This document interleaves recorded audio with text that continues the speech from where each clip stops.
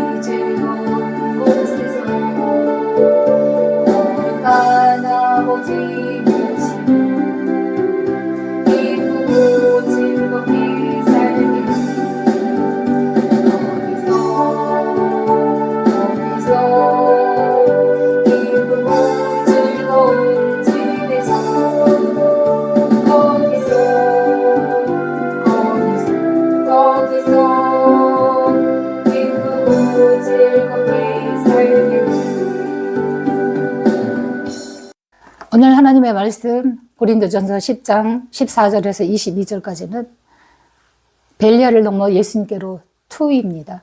시리즈입니다. 지난 주간에 벨리알을 넘어 예수님께로 1이었는데 제가 지금 기계에 다루는 것이 미숙해서 다시 보충하는 그런 의미로 2로 정했습니다. 이번 주간에 하나님께서 저한테 말씀하신 거는 싸워라 그런 말씀을 하시더라고요. 그래서 내가 잘못 받았나? 그렇게 생각을 했거든요. 그런데 이틀 연속을 계속 싸우라고 하시더라고요. 그래서 추석인데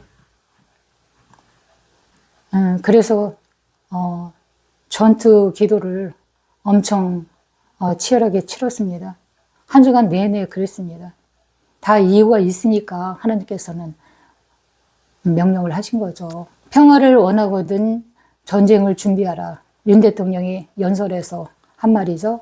그런데 그거는 윤 대통령이 만든 말이 아니라 4, 5세기경 로마의 어느 군사학자가 처음으로 한 말입니다. 이 말은 굉장히 유명한 격언입니다. 강한 힘을 갖춤으로써 감히 침범할 생각을 하지 못하게 하여 평화를 지킨다는 의미입니다. 제가 요새 큐티를 하거든요. 열왕기 10장 지금 들어가는 중인데, 지혜로운 왕 솔로몬도 성전 짓기를 7년 하고 또 자기의 왕궁을 13년을 공사를 했거든요. 그러니까 도합 20년간을 성전 공사랑 왕궁을 짓는 건축 공사를 하는데 20년이라는 세월을 써서 완공을 합니다. 평화로운 시기였습니다. 그런데 예루살렘 성에 돌벽으로 더 튼튼히 쌓고 각 지방마다 명을 해서 요새화를 시킵니다. 그리고 애굽에서 전차도 들여오고 말도 사오고 전쟁 준비를 철저히 합니다. 그리고 정략 결혼을 하죠. 예, 국방을 튼튼히 하기 위해서 외교의 수단이라고 할 수가 있죠. 그 당시에 패권국이 애굽이었으니까 애굽의 바로의 딸 공주를 비로 삼고 또 다른 나라들, 막강한 나라들과도 하친하기 위해서 비를 많이 들여옵니다. 공주들을 데려다가 왕비로 삼고 국력을 튼튼하게 그렇게 나라를 통치를 합니다. 이렇게 하나님께서는 평화시에 싸우라고 하시고 전쟁을 준비하게 하십니다. 그래서 제가 하나님께 궁금한 것이 참 많았습니다.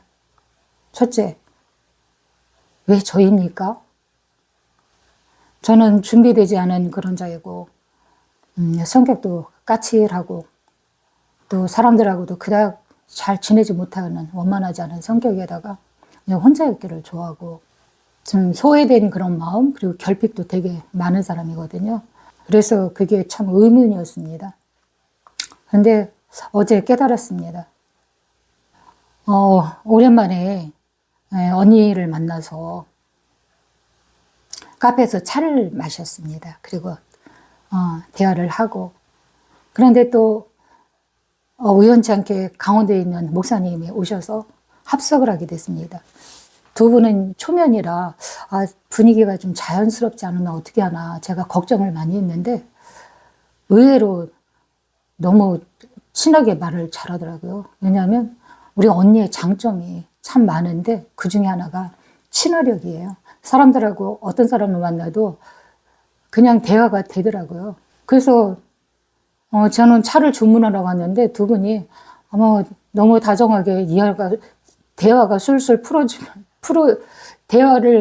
대화가 술술 풀어지면서 굉장히 다정하게 이 얘기를 하더라고요. 그래서 참 다행이다 싶었는데, 원래 우리 언니가 다른 사람의 고민도 참 잘 들어주고 또 문제가 있을 때는 해결점도 잘 잡거든요. 그리고 방향 제시도 해줍니다. 그러면 그대로 하면 일이 잘 성사가 되고 그런 것을 저는 많이 봤거든요. 그래서 제가 그분께 여쭸어요. 왜 야무지고 성격도 좋고 지혜로운 언니를 데려다 쓰면 하나님 속 답답하지 않으시고 하나님의 일이 술술 더 잘 될 텐데 왜 까칠한 저를 부르셨습니까?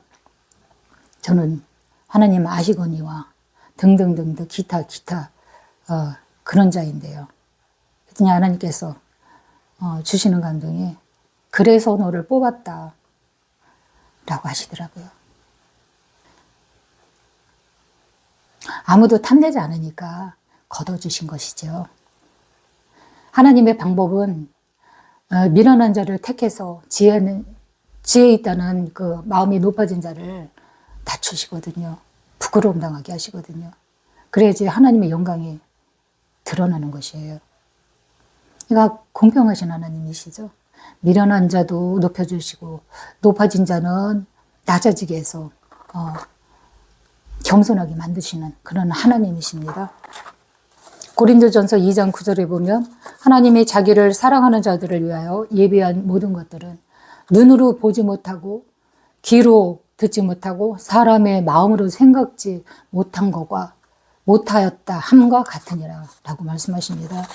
하나님의 선택과 방법은 정말 우리는 상상이 잘 안 되고 이해할 수 없는 그런 부분이죠.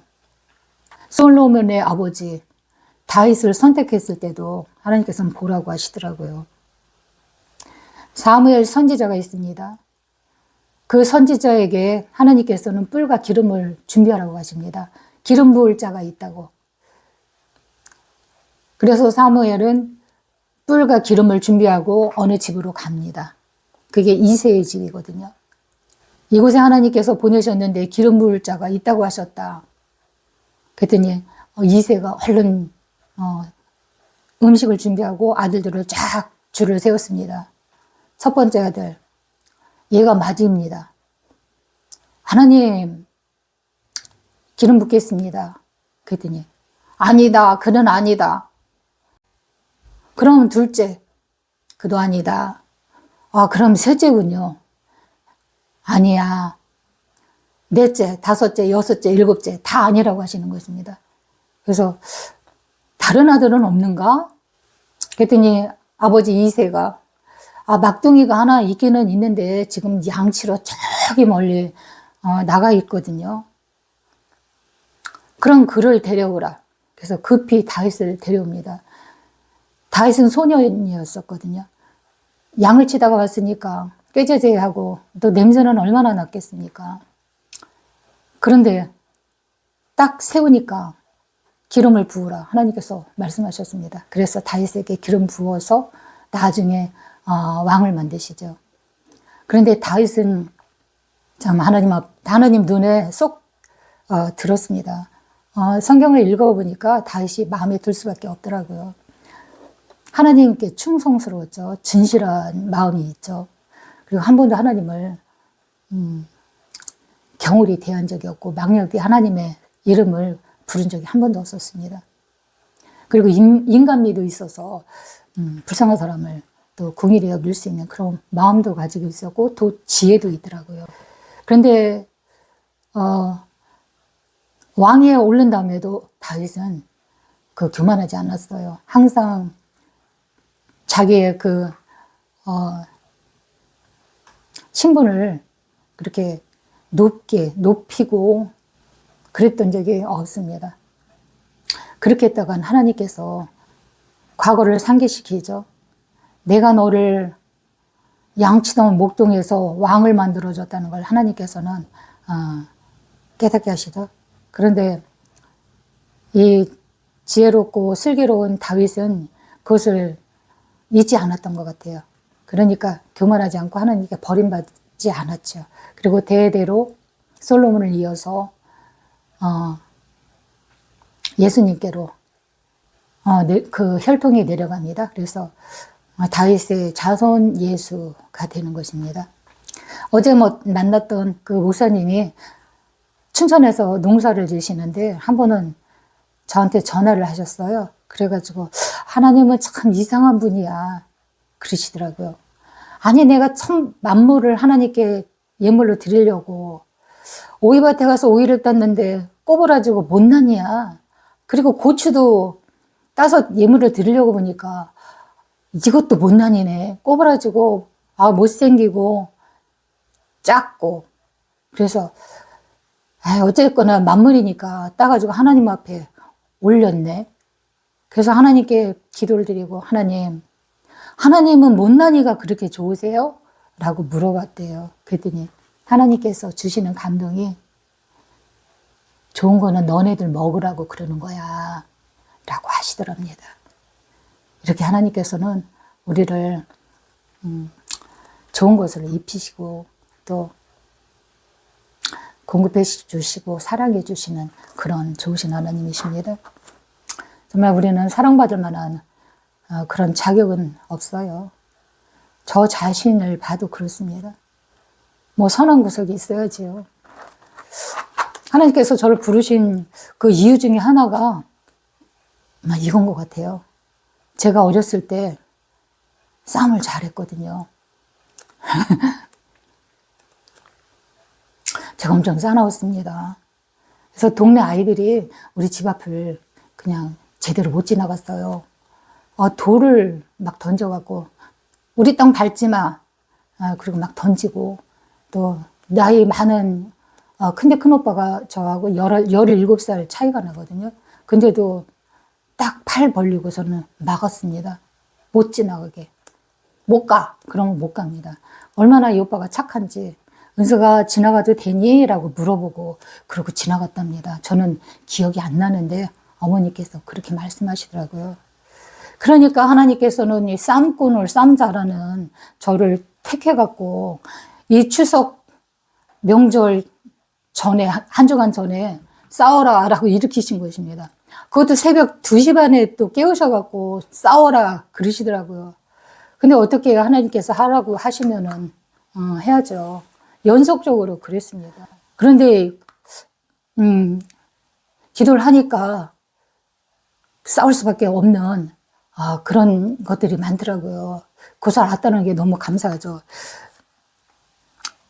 제가 어렸을 때 시골에 살았습니다. 제 어린 시절의 이 얘기를 좀 들려드리겠습니다. 저희 동네가 한 40가구 정도 사는 그런 시골 동네였거든요. 저수지가 있었어요. 거기에는 사람들이 많이 빠져 죽은 그런 장소이거든요. 그곳을 지나갈 때면 소름이 짝짝 끼치고 너무나 무서웠어요. 그래서 막 숨도 안 쉬고 막 뛰어가고 그런 생각이 납니다. 그런데 우리 동네에 예수님을 믿는 교회 다니는 그런 집이 2~3가구 정도 있었던 것 같아요. 비읍, 이응, 이름을 가진 여자가 있었어요. 그런데 그 어머니가 믿음이 굉장히 돈독하신 분이거든요. 이분이 철야 기도를 다녔었나 봐요. 그때는 그게 뭔지도 몰랐는데 밤에 여자가 남편도 없이 그렇게 자식만 키우고 사는 분이었는데 그 저수지를 가려면 얼마나 무섭습니까, 밤에. 근데도 거기를 꼭 씩씩하게 거기를 지나가고 한참 멀리 있는 교회를 가야 됐는데 한 번도 걸리지 않고 그 믿음 생활을 했다고 합니다. 그런데 그분은 그 저수지에 물귀신이 있다고 보인다고 말씀을 했다는 걸 제가 기억하거든요. 우리 눈에 보이지 않아도 그런 물귀신이 있고 뱀이 있고 여러 가지 영체들이 있습니다. 그걸 하나님께서는 그것하고 싸우라는 그런 말씀을 하신 거예요. 그래서 기도를 하는데 느껴지더라고요. 어떤 느낌이냐면 대왕 문어 있지 않습니까? 그것이 내 몸에 쫙 달라붙어 갖고 흡수돼 버려서 그냥 나의 몸과 같이 하나가 돼버린 그런 느낌? 이거를 기도로서 막 잡아 뜯는 거예요. 죽기 살기로 뜯어내야죠. 쉽게 뜯어지지 않죠. 얘가 들어온 지가 한참 된 것 같아요. 에덴 동산에서 아담과 하와를 깼던 그놈이죠. 그러니까 얼마나 제 나이보다 훨씬 많고 우리 엄마보다 할머니보다도 더 오랜 세월을 그 가게를 타고 내려오고 대물림되고 내려오고 대물림되고 저까지 온 거죠. 그거를 뜯어내는 그런 작업이었습니다.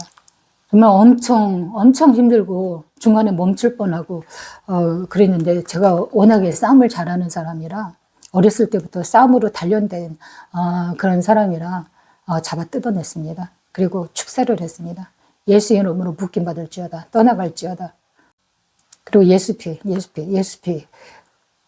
그 귀신이 무서워하는 것이 예수피거든요. 예수님께서 십자가로 피와 물을 다 흘려주셨기 때문에 그들은 그때 패배를 한 것입니다. 그래서 예수 이름으로 결박을 하고 예수의 피 뿌리기를 했습니다. 세상 사람들은 예수 믿는 사람들한테 고마워요. 또 감사해야 돼요. 핍박할 것이 아니라 비웃지 마십시오. 여러분들이 모르는 가운데 예수 믿는 그런 크리스찬들이 얼마나 이 영체들과 싸움을 하는지 모릅니다. 밤에 잠도 못 자고 그 그 영체들하고 전투를 벌입니다. 그래서 깜깜한 대한민국이 뻥 뚫리게 된 거 다 예수 믿는 사람들이 기도로서 그걸 제거했기 때문에 그런 것입니다. 혜택을 받고 사는 것입니다. 그걸 안다면 전도하면 짝짝 끌려가야 되는데 엄청 저항을 많이 하죠. 막 어떤 사람은 소금 부리는 사람도 있더라고요. 제가 양양으로 가서 신학교 3학년 때 전도를 하러 간 적이 있습니다. 신학교 모든 총동원해갖고 학생들이 다 갔는데 어떤 상가에 예수님 믿으세요. 그리고 들어갔더니 소금을 뿌리더라고요. 그래서 쫓겨나오는 그런 적도 있는데 그러면 안 됩니다. 예수 믿는 사람들은 빛과 소금으로서의 그 사명을 감당하라는 그런 명령을 받았기 때문에 어두운 곳에 빛으로 다가갑니다. 그리고 부패되지 않도록 이 땅에 싸워야 될 곳 크리스천들이 다 가서 싸우지 않습니까? 지금도 강화문에 대해서 싸우는 사람들은 다 예수 믿는 사람 거의 대부분입니다.